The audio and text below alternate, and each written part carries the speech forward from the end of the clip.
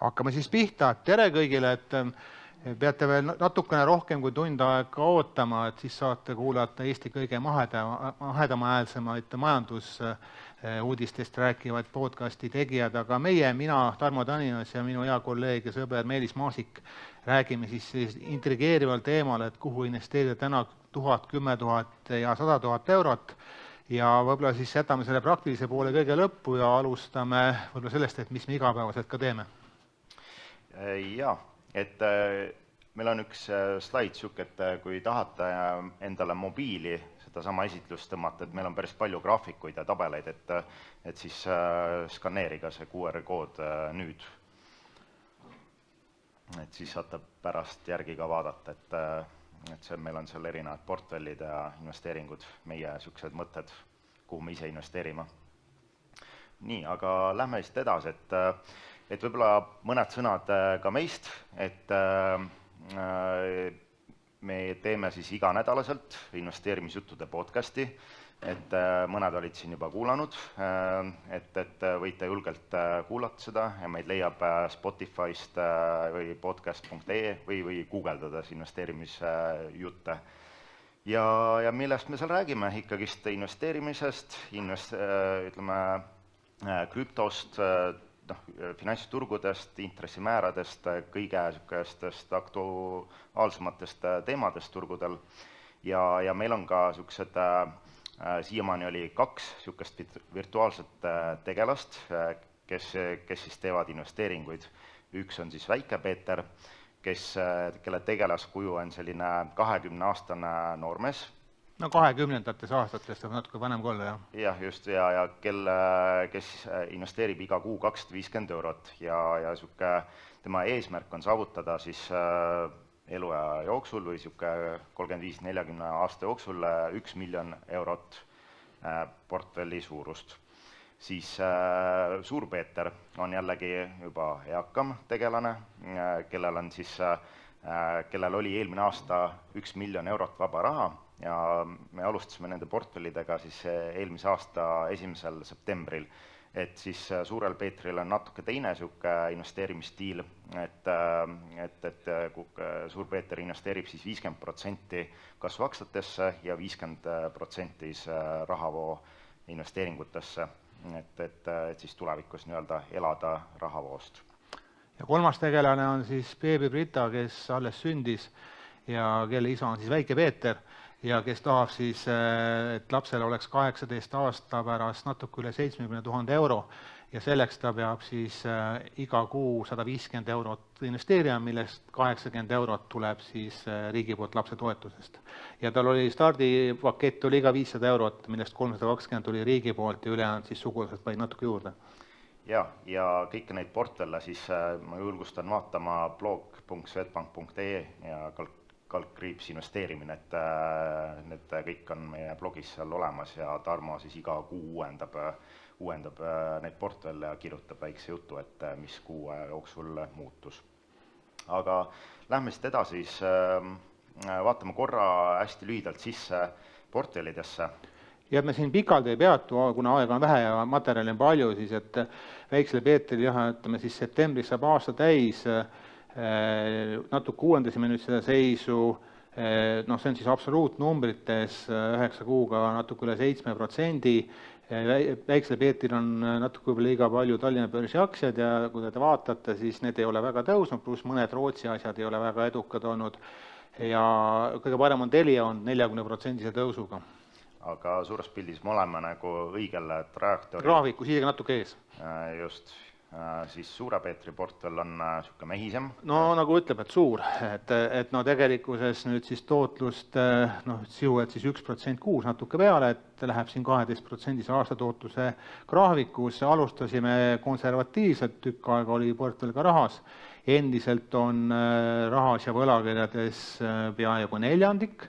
Ja siis on 8, et nagu te näete, siis enamus raha on täna rahaasjades, kuna tehnoloogia asjad on päris kallid, me pole leidnud soodsaid ostukohti ja ütleme üks vähestest, meil mõned ebaõnnestumised ka olnud, et nagu ikka investoritel juhtub, et 2 sellist dividendi aristokraati, Legeplat ja siis üks apteegikett Ameerikast, nemad enam ei ole aristokraadid, kuna dividendi vähendati ja Suur-Peeter on muidugi vihane selle pärast ja tahab need esimesel võimalusel maha müüa, et midagi nagu paremat tasemele osta, aga turusentiment kohe nagu ei võimalda seda. Ja ütleme kasvu poole pealt, mis siis Suurel Peetril on, nagu te näete, siin volatiilsust on rohkem, Tesla on veel siin sees, eile õhtu müüsime Tesla ära, tahtsime osta mitmes osas seda kuni 50 000 euro eest, jõudsime osta 10 000 eest ja Tesla hakkas rallima ja 40% saime siis kasumit vist mingi 2 kuuga või natuke rohkem, et selle müüsime siis eile ära ja ütleme siis NIO, teine selline tootja on meil siis, ütleme siis suurima miinusega täna seal, et hästi volatiilne. Ja kindlasti see ei ole investeerimissoovitus, et need on lihtsalt sellised näidispositsioonid, et lihtsalt meie ideed. Aga ja väikse Brita... Ja nagu näete, see alles loodi, et 1. juulil sai see siis alguse, et varsti nädal aega portfell olnud, nagu ma ütlesin, 150 eurot iga kuu ja siis 500 ühekordse paigutusena, need esimesed ostud on siin tehtud, kolmandik läks siis globaalses Swedbanka Roburi fondi ja ülejäänud on siis Tallinna börsi asjad täna ja Ignitis on ka Leedust, et kuna meie hinnangul siis Baltikum on täna soodne ja kui me räägime väiksest Peetrist, siis Väike Peeter ja Suur Peeter vahepeal müüvad ka aktsiad, aga Brita ei müü üldse, et Väike Peeter otsustas, et tema siis tütre teeb sellise portfelli, et ta ainult ostab 18 aasta jooksul ja iga kuu ja eesmärk on 8% aastas ja siis tulemus peaks selline tulema. Just, ja siin on Brita portfelli projektsioon, et kuidas see tehniliselt välja jookseb. Et tegelikult väikse Peetri portfelliga on samasugune projektsioon meil tehtud. Ja kuna summad on väiksed, paarsada eurot saad kuus investeerida, siis see portfell on niimoodi kokku pandud, et oleks võimalik kuluefektiivne, et nii Roburi fondid kui siis Tallinna börsid saab ilma rahata, ilma tehingutasud teda osta iga kuu. Just, et hästi kuluefektiivsed lahendused. Aga läheme edasi siis turgudes. Ja, et enne kui me, pealkiri oli kuhu siis raha investeerida, aga et natuke seal tausta rääkides, me peame natuke rääkima, et kus me täna oleme. Ja, ja mis on finantsturgudel üks kõige olulisem faktor, on ju raha hind. Ja mäletan, kui me siin aasta alguses tegime podcasti ja viitasime samale nagu trendile, et turul on hästi suur nagu erinevus sees, et turg ootas sellel aastal 6-7 intressimäärade alandamist, 6-7 korda. Ameerikas siis.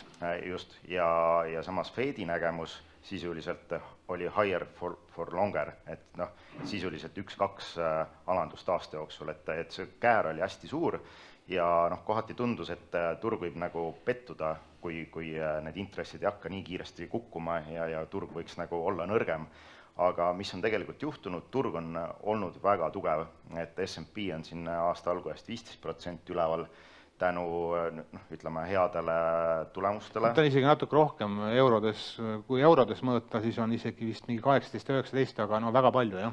Just, et mis on nagu välja päästnud, on ju, et tööjõuturg on olnud väga tugev, ettevõtete tulemused, eriti tehnoloogiasektoris on ülitugevad ja superstar Nvidia, mida see mis seda turgu üldse püsti hoiab, et see on siis hetkel nagu välja päästnud, et millal, küsimus on, millal intressid on ju hakkavad kukkuma, siis see Fedi projektsioon on siin ikkagist, et võib-olla aasta lõpus tuleb üks siuke katt ära.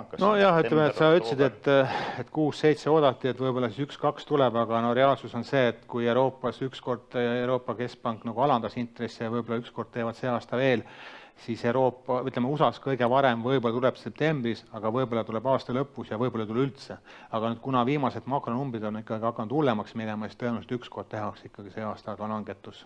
Aga kui nagu ajaloolist vaadata, et kui kaua me oleme nende intressimääradega tipus olnud, eriti USA on ju, siis seda illustreerib järgmine tabel, et me oleme täna olnud 11 kuud intressilae tipus, me ei ole seal liikunud ja tõenäoliselt see 11 kuust läheb veel, kas 13, võib-olla 14 kuud on ju, mis läheb nagu oluliselt üle ajaloo keskmise sihukese aja, kus intressid on olnud tippudes ja kui te seal tabelis näete, et siis aasta 2006-2007 hoiti intressimäärasid üsna kaua tipus ja enne seda siis 97, 98 ja nii paratamatus, kui see on, et mida kauem on intressimäärad tippudes, seda suuremaks läheb oht, et meil tuleb recession ja koos recessioniga siis meil tuleb finantsturgude langus märkimisväärne. Ja siin sellel slaidil võitegi vaadata, et siin on välja toodud USA keskpanga intressimäär, on see punane joon, ja üleval on siis mustaga on S&P 500 indeksi ajalooline liikumine. Ja nagu siit võib välja lugeda, et siis et intressimäära tõusu tsükli ajal turud on tegelikult hästi tugevad olnud, nii nagu on nad tegelikult praegu ja nii on olnud ka ajaloos. Et millal nagu probleemid tegelikult hakkavad tekkima, on siis, kui Fed hakkab intressimäärasid alandama. Ja siin ajalooliselt me näemegi, et kui Fed on hakanud intressimäärasid alandama, et siis S&P on hakanud kukkuma, siis tegelikult see viitab sellele, et siis on juba majandusel probleemid, et midagi on hapuks läinud, kas on mingi finantssektoris inimlikult sa mõtled, tavainimene mõtleb niimoodi, et ootame nüüd natukene, et vasti hakkavad intressid nagu allapoole tulema ja kõik läheb nagu paremaks. Inimesele endale, ettevõtetele küll, aga paraku ütleme aktsiaturgudele see pigem on tähendanud ikkagi kukkumist. Et täna räägitakse hästi palju, et meil tuleb soft landing, nii nagu iga enne kriisi räägitakse, et pigem soft landing, et vaadates puhtat ajalugu, et intressimäärad liiguvad üles, nagu näha, trepiastmetega ja kuidas need on alla tulnud liftiga, et ma ei usu, et seekord läheb nagu teistmoodi, pigem ma panustaks sellele, et me this time is no different. Jah, et me Meelisega ei ole kindlasti täna siin, et kedagi nagu hirmutama hakata, aga kui me nüüd need numbrid nagu koos vaatasime enne siia tulekut ja näitame teile veel, siis statistika paraku ei valeta ja selles mõttes tasub nagu ettevaatlik kindlasti olla. Just, ja siin võib-olla veel natuke täpsemalt välja toodud, siin parempoolne graafik näitab siis seda sama Fed intressimäärade poliitikat all ja siis S&P liikumine ja nagu näha, et siis tegelikult see viimane COVID-i kriis samamoodi, kui Fed tõmbas intressimäärad nagu nulli, siis S&P tegelikult kukkus seal 35%. Okei, see oli siuke üsna tehniline kriis, kuna see oli nii-öelda riikide poolt kinni pandud majandus, on ju. Kui liikuda tagasi sinna aastasse 2007-2008, kus oli suur kinnisvarakriis, siis samamoodi, et see intressi langustsükkel hakkas pihta ja turud kukkusid siin aasta-pooleteist jooksul kuskil 55% päris nagu meeleta langus ja kõik see juhtus intressi langetamise tsükli ajal või .com mulje ajal 2000 samamoodi intressimäärad kukkusid, samuti turud kukkusid. Ja kui te küsite, et kui pikalt siis alates esimesest Fedi intressimäära langetamise hetkest, et millal turud on nagu ajaliselt enda põhja teinud, siis vasakpoolne graafik näitab erinevaid kriise ja keskmiselt on läinud Fedi esimesest langetamisest kuni turupõhjadeni 195 päeva ja selle aja jooksul on S&P kukkunud keskmiselt 23,5%. Võib näiteks sisse vaadata seal, võtame aasta 2007 kuni 2009 aasta, siuke viimane suurem finantskriis, et Fed hakkas intressimäärasid langetama ja ajaliselt läks 360 päeva umbes, millal siis turud tegid põhja ja selleks turud kukkusid nagu kuskil 55%. No me võime siit nagu koos edasi püüda mõelda, et millal siis Ameerika keskpank neid intressi hakkab alandama, et esimene versioon on september, teine on nagu aasta lõpus, me paneme sealt aasta otsa, ehk siis järgmise aasta lõpuks ei ole ütleme, on võib-olla ostukohad. Jah, et täna ütleme nii, et nautige seda pulliturgu, et nagu näha, et ka Äripäeva investeerimisfestival on ju välja müüdud, investoreid on turul palju. Kui järgmine aasta sama palju on, siis me oleks üllatunud. Jah, et kui järgmine aasta realiseerub see tõenäosus, et tuleb karuturg, turud 20%, 30% kollaps on ju, siis tõenäoliselt on ka selle aasta Äripäeva investeerimisfestivali rahva nii-öelda piik, järgmine aasta on poole vähem võib-olla. Poole vähem vast ei ole, ma loodan, et ei ole vähem, aga numbrid on kurja kuulutavad. Jah, aga don't kill the messenger, see on lihtsalt tõenäosus, on ju.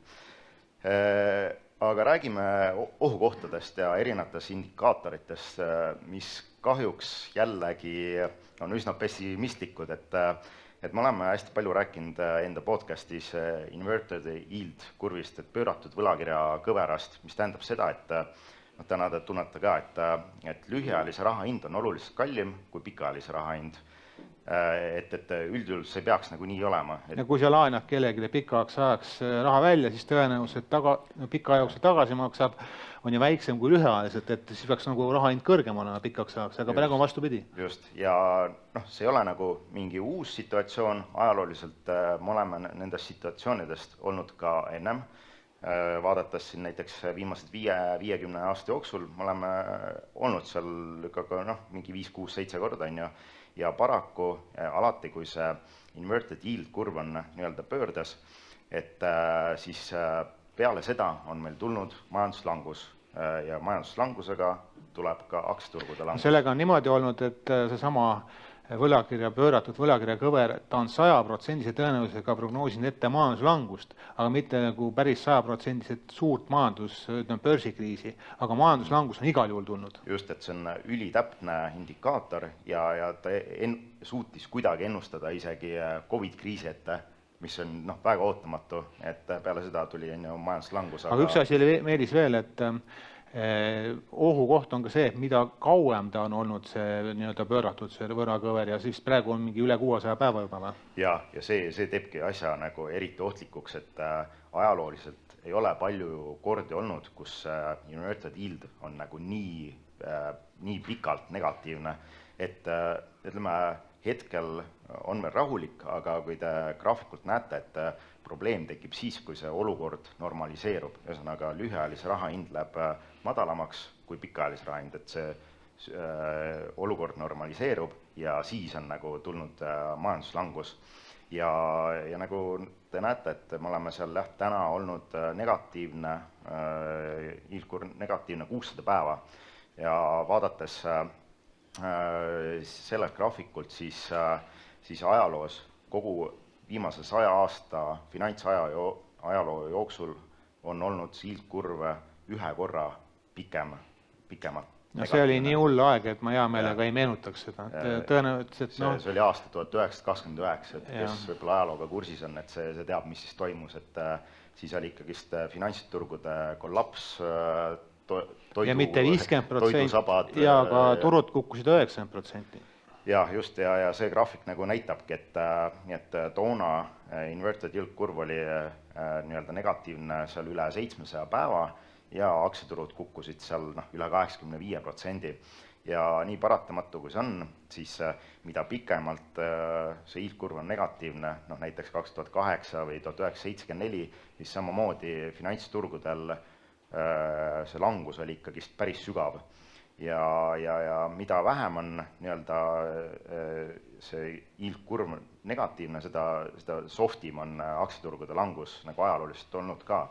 Ja ma ei tahaks nagu ära hirmutada siin kedagi, et tuginedes konkreetsele graafikule, siis me oleme täna seal 600 punkti kandis, on ju, ja see tõenäoliselt läheb 630, 650, võib-olla 700, et siis teoreetiliselt ootaks aktsiaturgude languseks kuskil 75%.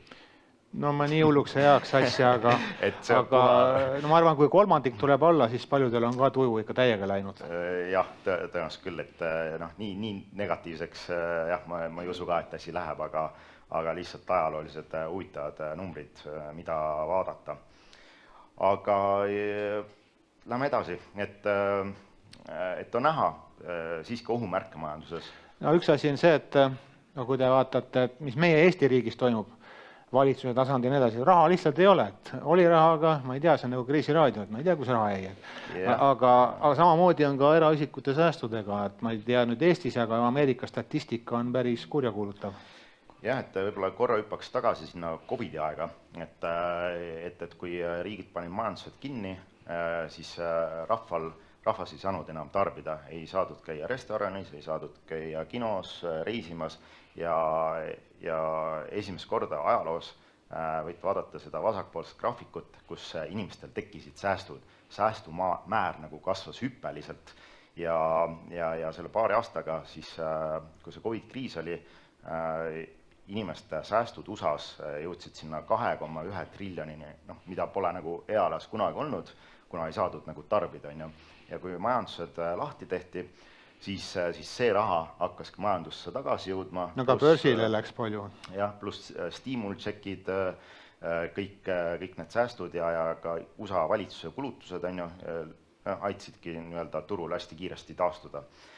Kus me oleme täna, võite vaadata seda alumist graafikut parempoolselt, et täna me oleme liikumas trendi, kus eraisikute krediitkaartide võlg on kasvanud 1 triljonini, mis on ajalooliselt kõige suurem number USA-s ja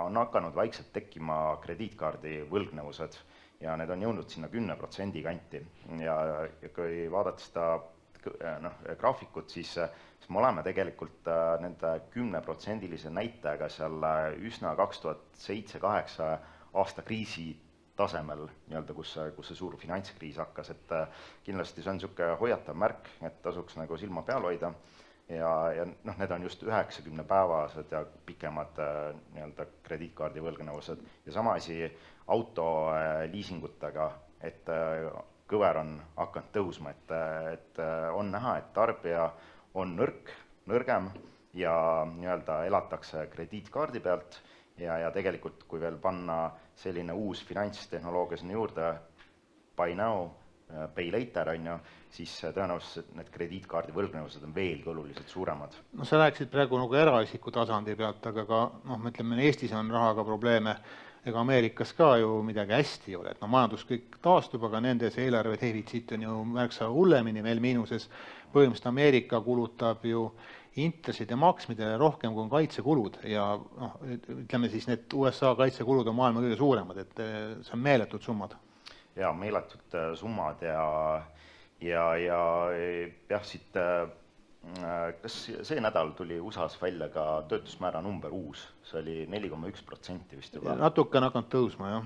Ja see on üks järgmine huvitav ohumärk, et alati kui töötusmäär on hakanud nagu põhjades kasvama, nii nagu ta praegu teeb, meil USA-s oli põhi oli seal 3,4%, täna me oleme sinna 4,1% peale jõudnud ja ajalooliselt on nii, et kui see töötusmäär läheb üle 2 aasta libiseja keskmise, nii nagu ta täna on täpselt minemas, siis sellele on järgnenud majanduslangus ja nii oli see eelmine kord, nii oli see 2008 ja nii edasi, et see graafik nagu näitab üsna täpselt, et no lihtsalt meil on erinevad asjad, meil on tööturg, meil on see säästumäärad, meil oli see ümberpööratud võlakõver, et kõik viitavad ainult ühele suunale, et ei tule kõige paremad ajad.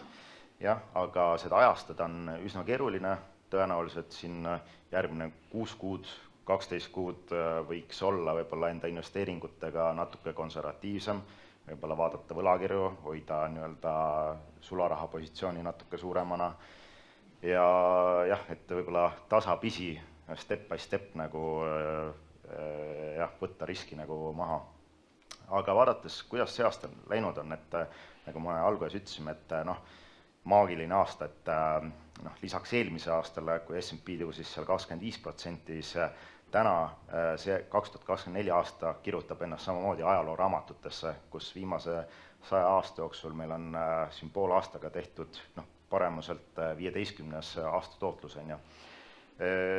Jah, vaadates seda järgmist veelgi, et kuidas on läinud nagu see järgmine pool aasta, siis on olnud nagu väga hullud aastad, kus see esimene pool aasta on nagu haige tootluse teinud 69% või 30-40%, et siis see teine pool aasta on nõrgem olnud, aga kui vaadata nagu niisugust tänavust aastat ja võrrelda sarnaste aastatega, et siis tegelikult see järgmine pool aasta kipub ka nagu väga tugev olema, seal 7-8% lisatootlust ja kuidas on nagu kogu aasta tootlus ajalooliselt läinud, et siis on nagu te näete, et seal on ainult rohelised numbrid, et 100% ikkagist me oleme jäänud roheliseks või plusspoolele.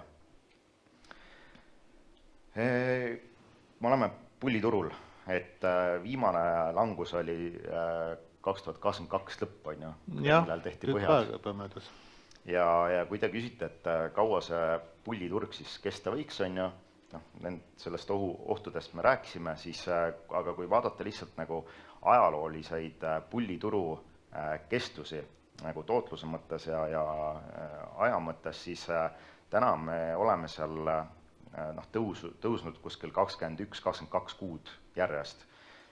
Vaadates teisi sükse ajaloolisi pulliturge, siis nende pulliturgude keskmine ajaline tõus on olnud seal kuskil 31-32 kuud, et sisuliselt meil on ka selle tabeli järgi 7 aasta lõpuni ei ole muret minna, jah, et saavutada sellist keskmist pullituru kestust, on ju, ja seda tootlust ka siis, on ju. Et ütleme, kui me jõuame sinna keskmiseni, siis jälle riskid hakkavad hüppeliselt nagu suurenema, et siis lähme ajaloost mööda nii-öelda keskmisest. Üks ohukoht on veel, ma siin, ütleme, festivalil on ka, paljud esinejad on ka seda rõhutanud, et kui nüüd indeksid lahti nagu lüüa ja vaadata, mis siis nagu turgu veavad, et see ilmselt teile nagu üllatus ei ole, et tehnoloogiafirmad need on ja kui me võtame Ameerika 3 kõige suuremat ettevõtet, mis on kõik seal üle 3 triljoni juba, mis on nagu müstilised summad ja väärtused, siis Microsoft, Apple ja Nvidia ja nad siis kolmekesi on põhimõtteliselt viiendik kogu indeksist.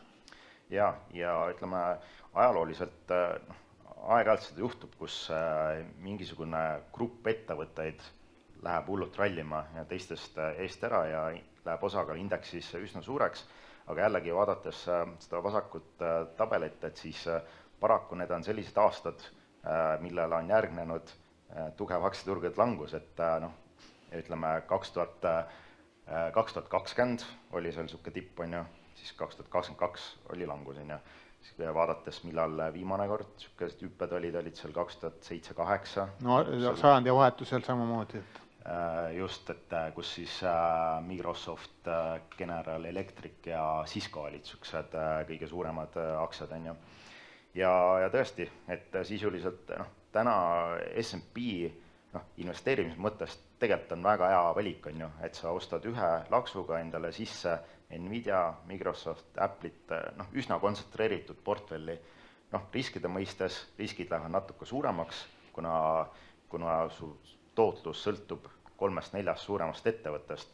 Ja ma vaatasin, huvitav statistika on see, et see aasta top 10 S&P ettevõtet on teinud 77% S&P tootlusest.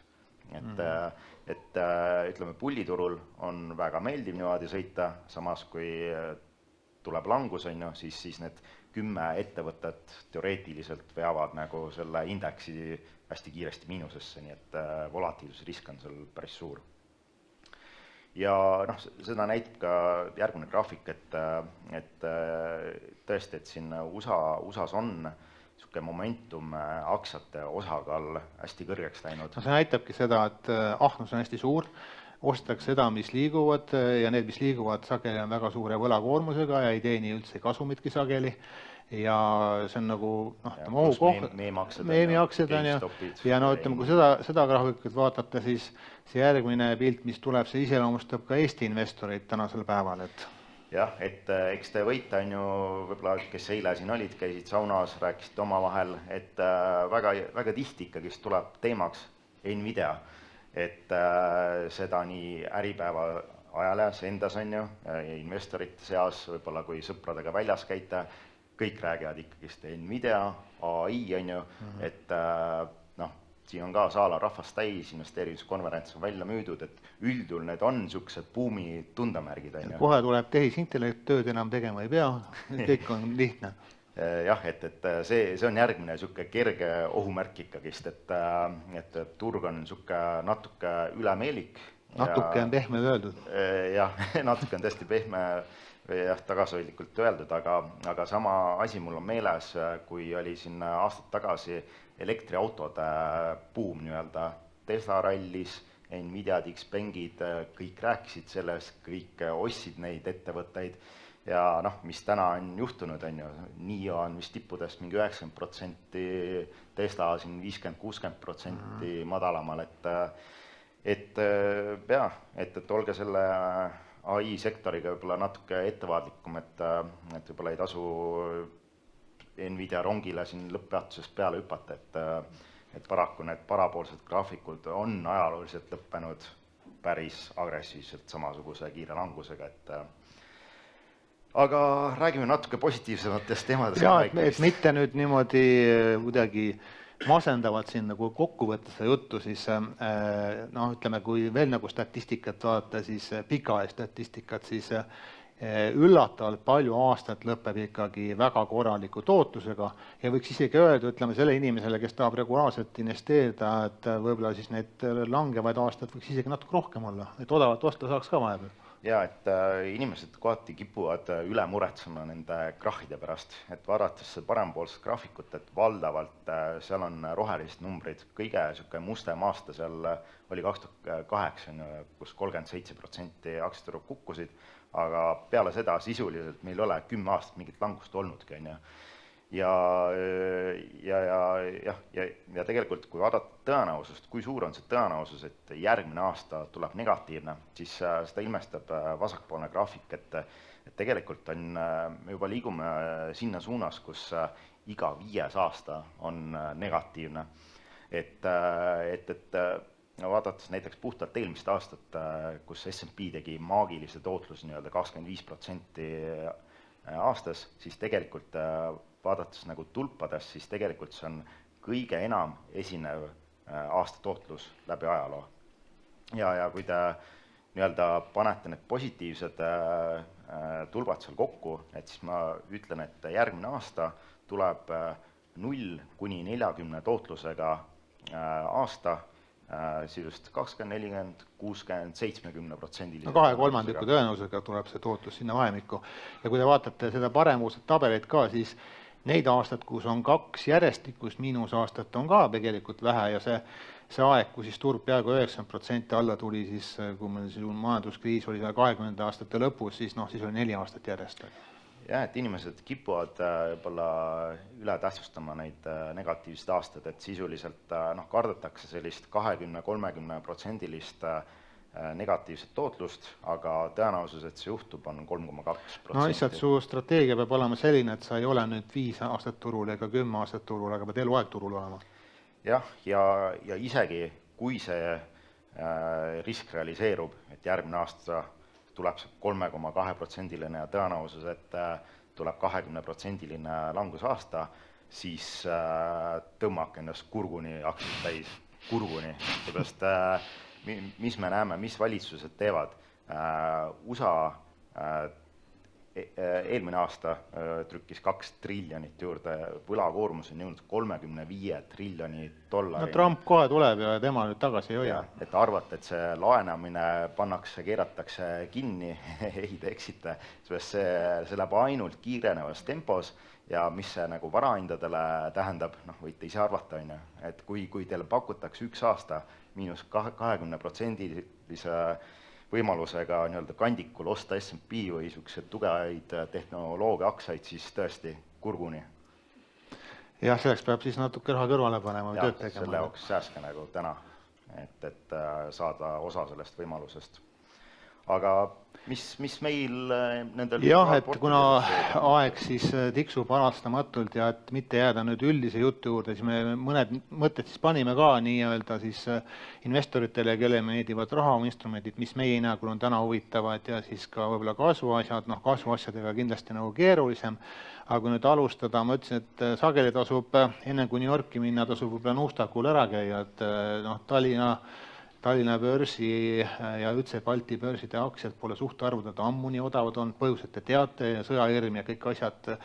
Kui te näete Tallinna börsil, mis toimub, tehakse nagu oksjone, et vähem pakkumisi, et saaks nagu käest ära anda aktsiad, et ärge olge nii rumalad kui suured need läälefondid, kes annavad käest ära odava hinnaga asjad ja aga mis meile siis meeldib, Ignitisest ammu räägitud on soodne hea dividendi ettevõte, 7% brutodividend täna Ehten United Property Fond meile ka kindlasti meeldib nende inimeste pärast, pluss see, et rahavoog on kõik hästi ja päris praktiliselt 40% alla NAV-i kaupleb see fond täna, siis Norras on üks ettevõte B2 LPG, kes on siis sellised erinevad, ütleme, gaasitankerid ja edasi, et Ameerikast ja igalt poolt mujalt veavad siis maailma laiali seda energiat, et Telia on nüüd väikse Peetri portfellis küll 40% plussis ja koos dividendi isegi natuke rohkem, aga kui vaadata, kus Telia on kaubelnud ja kus ta täna kaupleb, siis ma arvan, sama palju on veel potentsiaali, pluss ilmselt, kellel on Telia operaator kodus, olete märganud, kui palju hind on kallimaks läinud, et võtke siis vähemalt see raha osaliselt dividendile tagasi. Ja siis minu lemmik, mis eelmisel aastal oli Realty Income, on endiselt lemmikute seas Ameerika suur kinnisvaraettevõte ja neile siis ütleme, need intressilangetused hakkavad positiivselt mõjuma, kui need ühel hetkel hakkavad juhtuma. Ja kasvu poole peal meil on siis üks selline võlakirja instrument. Korra veel, et Reality Income on sellepärast väga huvitav aks, et ta pritsib iga kuu raha välja dividendina. Mingi 6% hiild umbes. 6 on bruto, ütleme, sealt natuke läheb maha, aga üle 5 on ka neto, et selles mõttes iga kuu, kui pikaajalist ostate, siis on tõesti väga hea aktsia.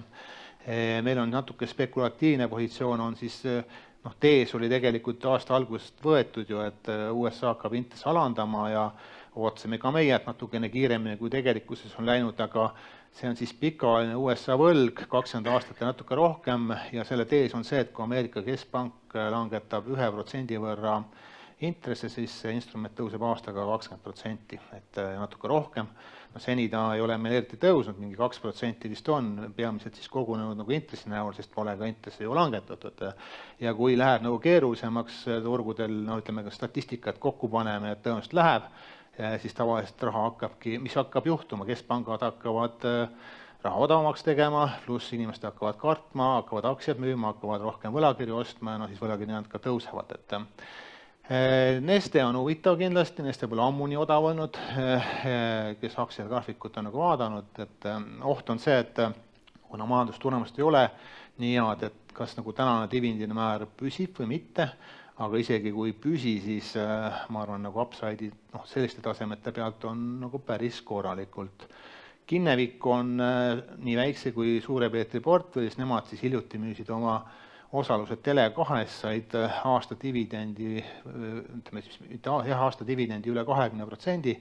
Põhimõtteliselt tegemist on, ütleme, ettevõttega, kes investeerib erinevatesse private equity firmadesse ja private equity on ka selline, mis on väga intressitundlik, et kui raha hind hakkab odavamaks tulema, Rootsis on ka juba intress natuke langetatud, siis private equity'le see mõjub nagu hästi. PayPal on, Meelis, sinu lemmik, võib-olla räägid ise natukene.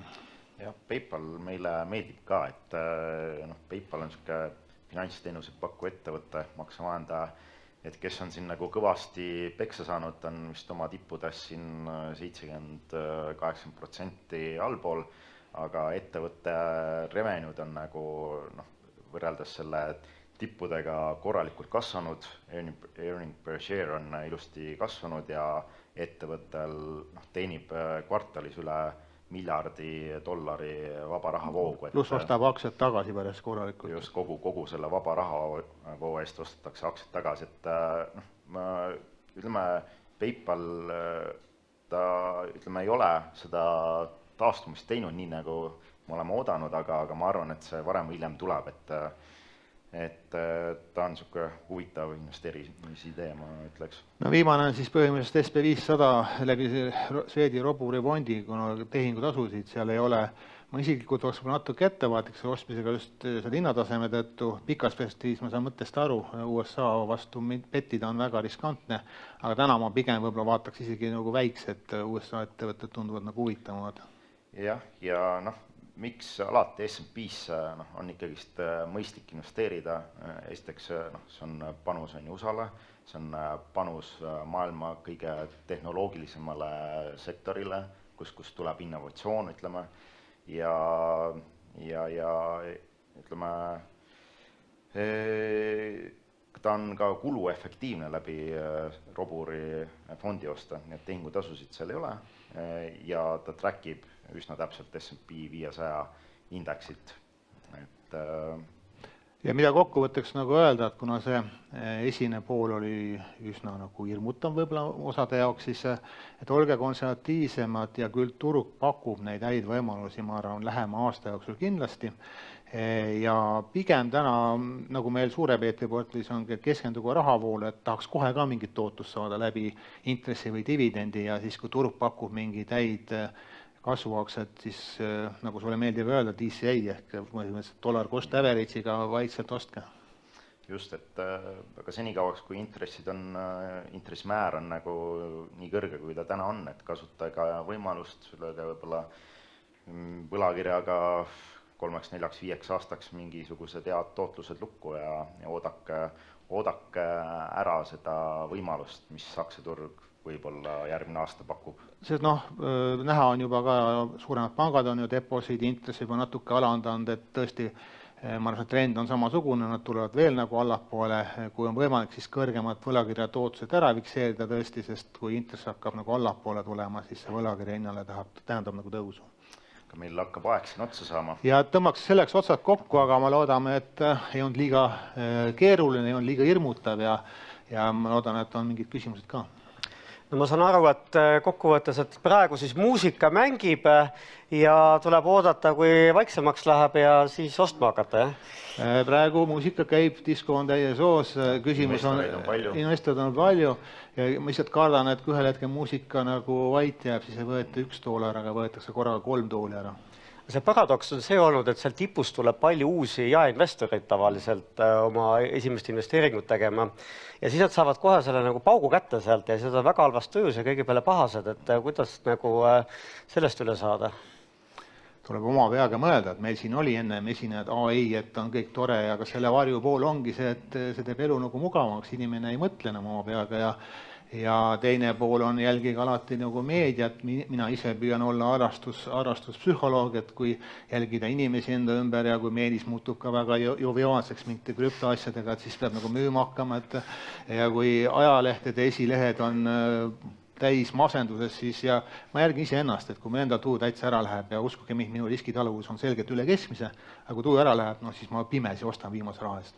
Et võib-olla mis investoril aitab sellest hirmust üle saada, on ikkagi valida sobivad instrumendid ja näiteks S&P 500, seal on nagu top ettevõtted, mida teie kasutate iga päev, Apple'id, Google'id, Amazonid, whatever, Meta, et nende ettevõtetega pikas perspektiivis ei juhtu mitte midagi. Et isegi kui te satute täna tipust ostma, siis näiteks kui see kukub 20%, siis pange topelt, pange kuni lõpuni välja, kuni järgmise pullituru selle pöördeni ja siis võite gaasi natuke maha võtta. Et DCA on see valem, et millega saad endal keskmist parandada, summad lähevad suuremaks, kui see pööre toimub, siis olge sellest kindlad, mida te teete.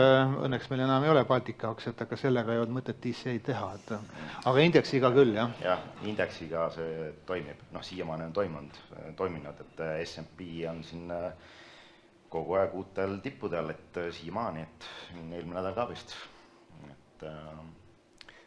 Eesti riigi võlakiri, mida siin plaanitakse, et millise investori strateegiaga see võiks kokku minna?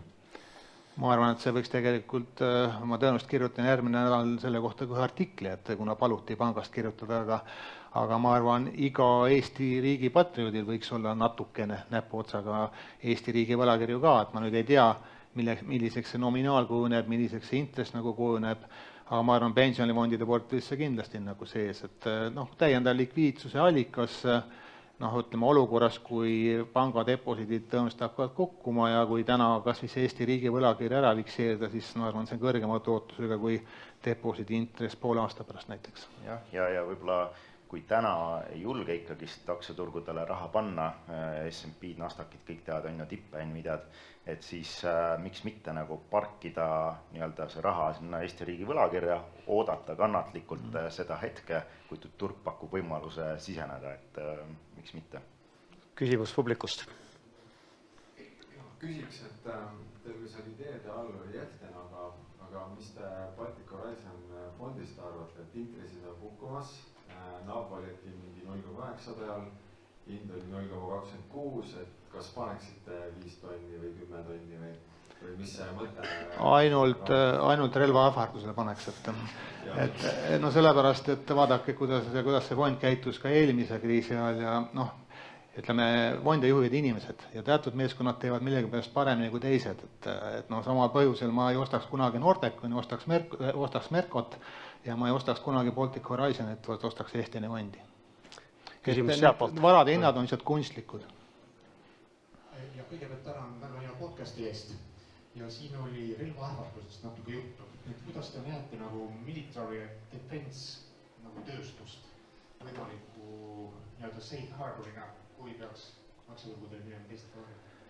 See on väga hea küsimus ja meil on saatesse ka iga teine küsimus tuleb see, et inimesed mõtlevad, et see on hullult hea idee, et ütleme, Euroopas kõikidel riikidel on relvastusega puudu, väga suured investeeringud tulevad, et ideena see on hea, ka meie peame siin rohkem investeerima hakkama, aga aktsiaturg ei ole rumal, et need hinnad on juba tõusnud, vaadake Rootsis Saabi või vaadake nagu Rheinmetalli, Saksamaalt on see aasta juba mingi 80% tõusnud.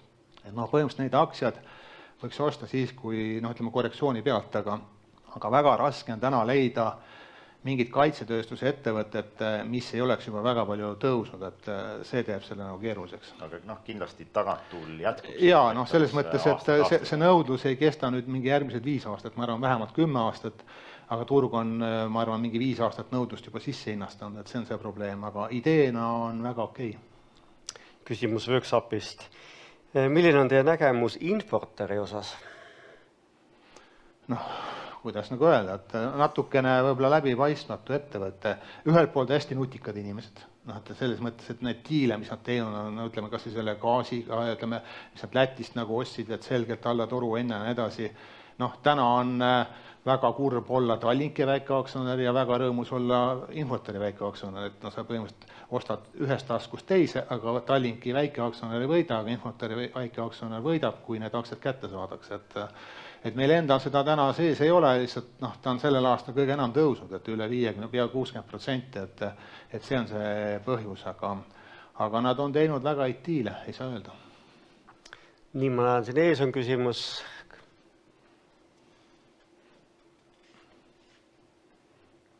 Nii, tere minu poolt. Mõlemad olete küllaltki karused siin tuleviku osas. Kas olete plaaninud ka enda Peetri portfelliga hakata hästi lühikeseks müüma? Ja siis langeval turul raha teenida? Ei ole plaaninud, vähemalt praegu mitte, et suurel Peetri, nagu ma ütlesin, et meil on likviidsust isegi nagu üle, et meil on seal praktiliselt 1/4 on rahas või nagu lühiaastastes võlakirjades ja väikse Peetri portfell, nagu ta ongi, ta on väikene, et okei, et alustas 10 000-ga, nüüd on mingi 13 000 ja kui küsimus tuleks, et mida siis saad müüa, et meil on seal enamus on Baltikum ja mingi Skandinaavia, mis pole kuhugi tõusnud, pluss Rootsi kroon on nii nõrk, siis me peaks müüma ainult seda Robore fondi, mis meil on vist 10% nagu portfellist, et täna ei ole seda plaaninud, pluss ütleme, meil on nagu pangas ka sellel toodetel on teatud nagu riskikriteeriumid, üks asi on see, et me ei saagi, et tehniliselt kui me tahaks, me ei saaks neid lühikeseks müüa ja me ei saaks mingit optsioone otseselt niimoodi, ütleme, optsioone saaks, aga mingid instrumente ei saa nagu võtta, et tõenäoliselt me ei saa seda ka teha tehniliselt. Peetritel on nii-öelda long only strateegia, aga see klausel, mis me väikest Peetrit tehes mõtlesime, et kui S&P nii-öelda tekib see langustrend, et kuskil 10% on tippudes kukkunud, siis väike Peeter hakkab kuus nagu topelt raha sinna panema. Ja ta siis sööb mitu kuud makaroni ja ei pane 250, aga paneb 500 iga kuu, siis ma arvan. Jah, mitu korda kuus siis. Nii, ja võtame viimase küsimuse. Kuskil seal nägin kätt. Mul on küsimus psühholoogia osas. Et lisaks sellele, et alustavad investorid kipuvad tipust ostma, milliseid käitumismustreid veel algaja investorina vältida? Üks asi on tipust ostmine, teine asi on võitvate positsioonide kiiresti müümine, pluss ütleme siis ei suudeta miinusega positsioone müüa. Ütleme niimoodi, et Suur-Peeter ka, ta teadis väga hästi, et kui ütleme ikkagi ettevõtte, kes on olnud dividendi aristokraatia ühel hetkel enam ei ole, et see nagu ei mõju aktsiahinnale tõenäoliselt hästi, aga ikka tuleb nagu inimlik emotsioon nagu vastu. Täna on siis Walgreens on -49% vist ja Leget on vist -23 äkki või. Et ka me ise jäime nagu hiljaks, et need on nagu peamised, ma arvan, et ei suudeta miinuses positsioone kinni panna. Ja võib-olla see ka, et see conviction, see usk, et sa ostad tipust, teed enda investeeringu ära ja kui see kukub miinusesse, siis sa jääd nagu ootama, et sa enam ei panegi sinna sisse ja siis sa paraku sa magad need langusega kõige paremad ostukohad ära ja elust näitab, mul on ka sõbrad, kes investeerivad ja selle eelmise buumiga kõik hakkasid seal tipust investeerima ja kui see langus tuli, siis oli vait, keegi ei rääkinud mitte midagi. On ikka sõbrad, Vilja? Ja ikka, aga just siin mõned nädalad tagasi sain kokku ja nüüd on jälle huvi tekkinud. Et hoidke seda convictioni, jälgige see dollar cost averaging DCA strateegiat, pange osade kaupa kogu aeg, mitte kord kuus, aga pange kas või iga nädal väiksed summad, et otsige kuluefektiivne lahendus ja ärge loobuge, et kohati on arusaadav, vahepeal on väga raske, kui iga see summa, mis te eelmine kord panite, on miinuses panete veel, miinuses portfell suureneb, su kahjum suureneb, aga pange lõpuni. See positsioon võib kukkuda päevaga rohkem, kui sa kuuga jõuad juurde panna. Jah, et üldjuhul nii on, et julge ja hundi hind on rasva haavleid täis, aga kasumid on ilmselt suuremad. Ja pealegi ikkagist vaadake suuri hajutatud demokraatlike riikide indekseid ja seal on raske kaotada, et lihtsalt psühholoogia on see, mis tekitab teile. Ja võib-olla mõnesid inimesi aitab siis, kui kuulata investeerimisjutte ja kuulata meie tehtud vigu. Ja, eks meie õpime ka iga päev, ka meie teeme vigu, üritame areneda ja võib-olla turupsühholoogiast üle olla. Nii et see oli Swedbanki investeerimisjuttude distsipliini ja kannatlikkuse erije. Jah. Saan ma õigesti aru. Suur tänu, Tarmo Tanilas. Ja Meelis Maasik. Aitäh.